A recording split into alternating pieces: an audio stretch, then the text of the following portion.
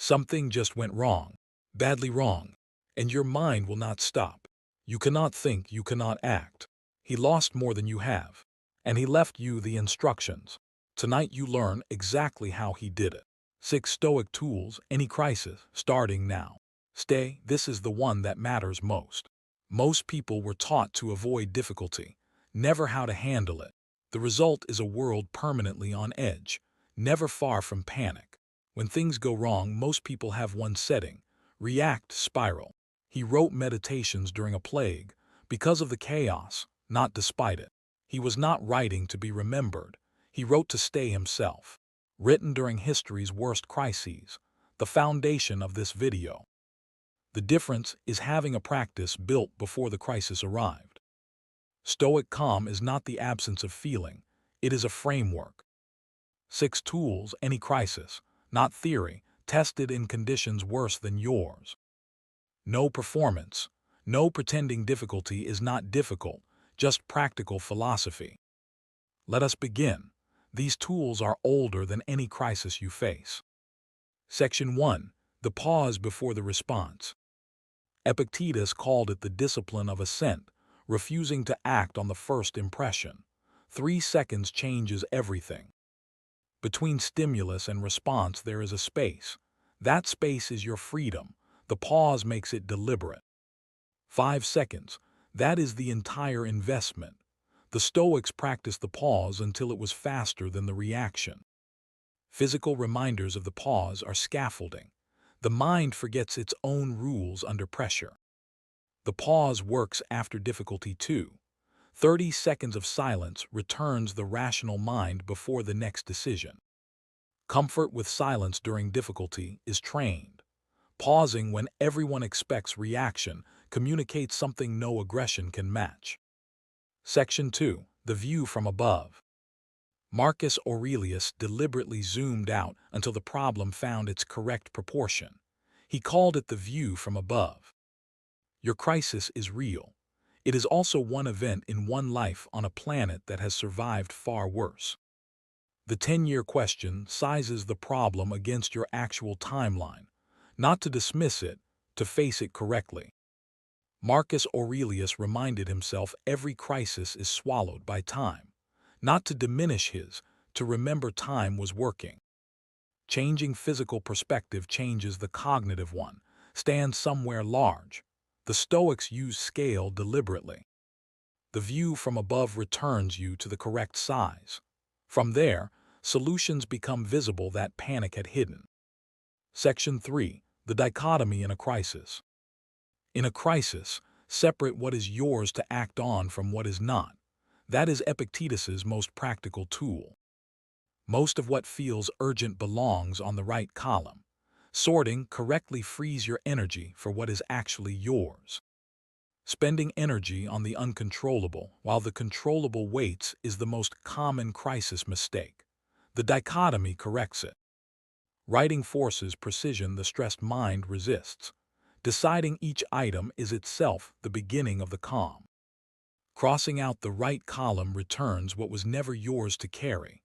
The Stoics called it the most important act. After the exercise, the mind clears, not the crisis, the mind facing it. That is enough. Section 4. Premeditatio malorum, preparing the mind before crisis arrives. The Stoics practiced premeditatio malorum, premeditation of adversity.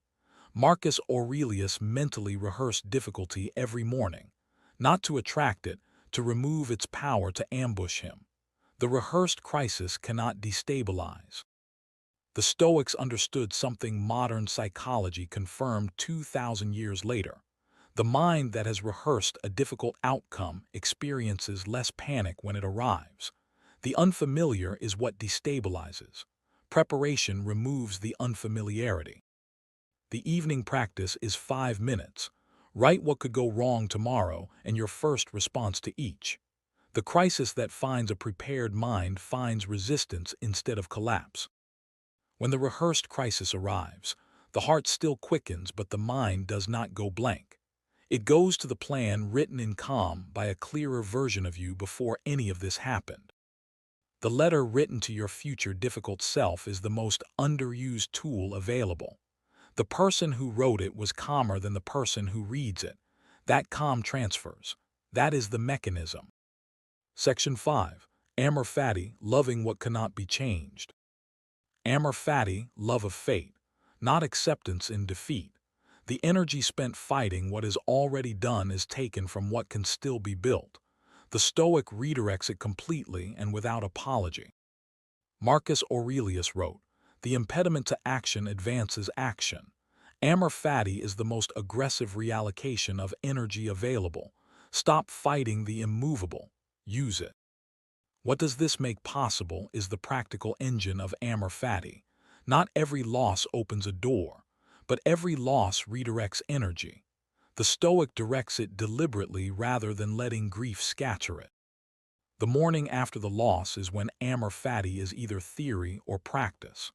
The Stoic shows up not because they are not devastated, but because devastation is a condition to work inside.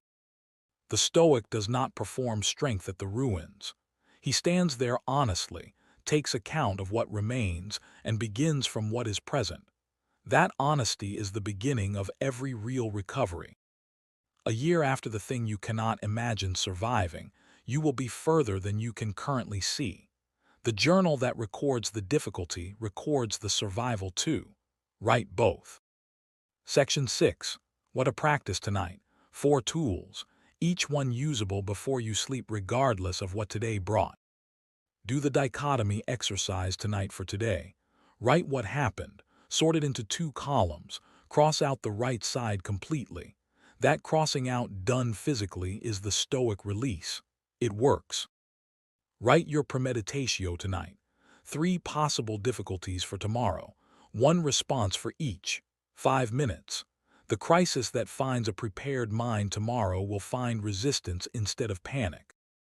Practice the view from above tonight. Stand somewhere with scale. Let the world's size remind you of the problem's correct size, not to diminish it, to face it from the right height.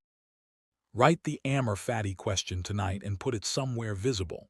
For the next difficult thing, whatever it is, that question is the entire Stoic response to loss compressed into 10 words. You came into this video in the middle of something difficult. You leave with 6 tools that work, not because they are new, but because they are 2,000 years proven. The news did not change. The crisis did not shrink. What changed is that he has a practice. Tools decided in advance are the only ones available when your hands are shaking. Marcus Aurelius did not have better circumstances. He had a better practice, built over decades. But the building begins on the first evening you open the notebook. That evening is tonight. The Stoic does not promise nothing will go wrong. The practice promises that when it does, and it will, you will not go wrong with it. You will remain yourself. Subscribe to The Rational Wealthy for daily content that helps you think clearly and build lasting wealth on your own terms. Think clearly, build wealth. The Rational